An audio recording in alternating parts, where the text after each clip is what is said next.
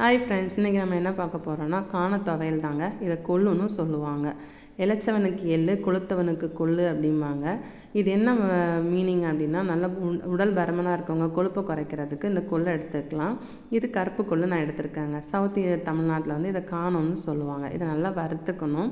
வறுக்கும்போது நமக்கு லைட்டாக பொட்டு பொட்டு திரிக்கிற சவுண்டு கேட்கும். அதுதான் லிமிட்டு. அதுக்கு மேலே வறுத்திங்கன்னா கரைஞ்சிரும். ஸோ நம்ம அதை வந்து ஒரு தட்டில் நல்லபடியாக வதக்கிட்டு வறுத்துட்டு மாற்றிக்கலாம். அப்புறமா கொஞ்சம் எண்ணெய் விட்டு அதில் 2 பூண்டு, உங்களுக்கு பூண்டு நீங்கள் நிறைய வேணும்னா பூண்டு நிறைய சேர்த்துக்கோங்க.